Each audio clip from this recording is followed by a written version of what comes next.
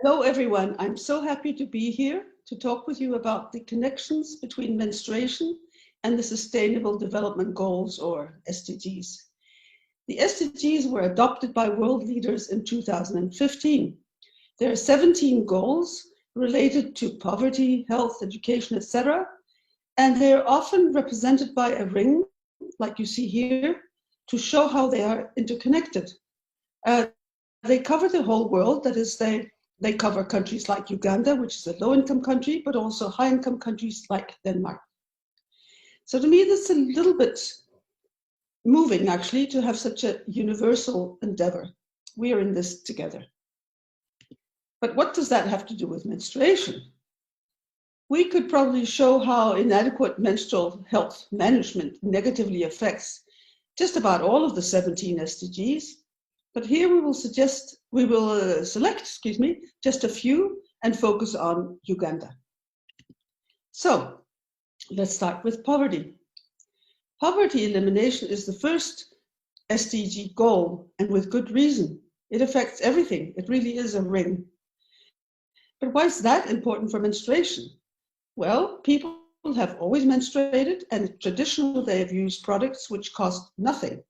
Corn cobs, old newspaper, isolation in a special hut, or nothing if they can't afford underpants where to put they can put the products. However, traditional is not always ideal, and in this case, traditional is associated with infections, with leakage, with social isolation. And so good quality menstrual products are costly, no matter whether they're homemade or commercial. Let me give a few examples. In the UK, poor girls are given free pads to keep them in school.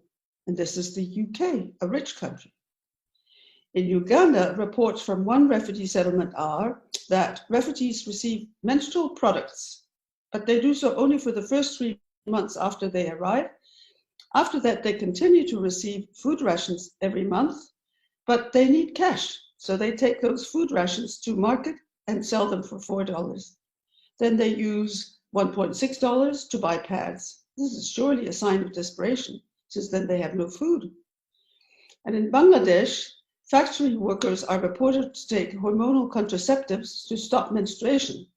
The pain and bleeding otherwise would prevent them from working.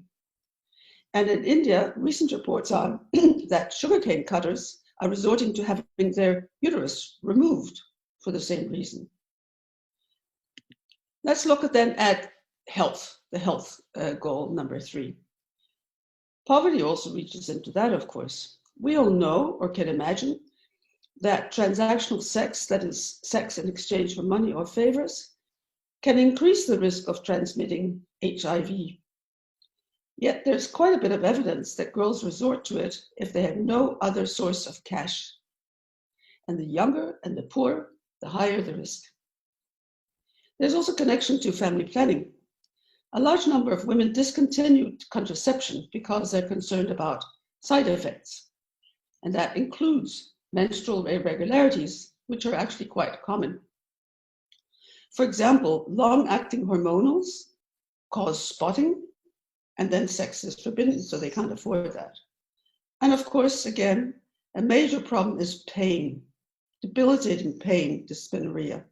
But girls are ashamed to go see their doctors for menstrual problems like that. Let's look at education. There are many, many studies which look at how menstruation affects school attendance, and the levels vary greatly.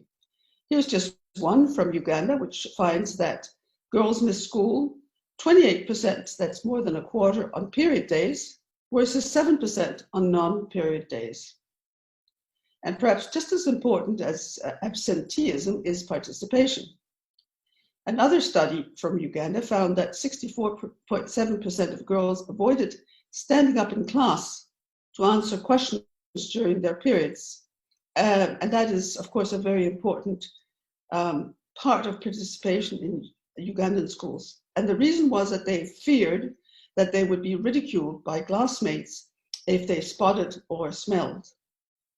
Now, this has not gone unnoticed by government leaders. For example, the Honorable Minister of Higher Education in Uganda, John Chrysostom Muyingo, has said If nothing is done to end period poverty, Uganda will struggle to meet the SDGs.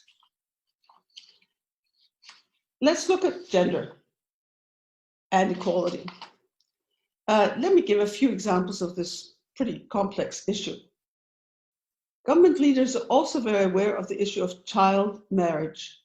President Museveni of Uganda notes that parents think their daughters are ready for marriage when they start menstruating, and he calls for a change in attitude. And Womena's and other studies indicate that parents are eager. One reason for this is that parents are eager to pass on the cost of caring for a girl to a new breadwinner, her husband, including the cost of buying pads.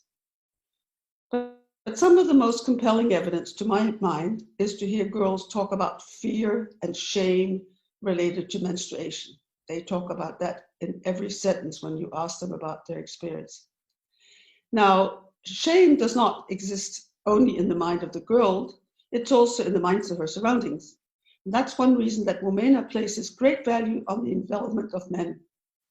And we find actually that many men are very curious and very willing to take on a new role as champions to help girls and women. And girls go from speaking about fear and shame to talking repeatedly about freedom. Freedom to ride a bike, to go to school, to be with their friends. So actually both males and females are feeling more agency and freedom. That brings a smile to my face, and I hope it does to yours. So these were just a few points. As the Honourable Minister said, helping solve the issue of menstruation is important for the SDGs. Now this is a young field and much is still unknown. We give a link on the slide to a frequently asked question, a note that we have done, which has much more detail. And I hope to see you in that space. Thank you very much. Bye-bye.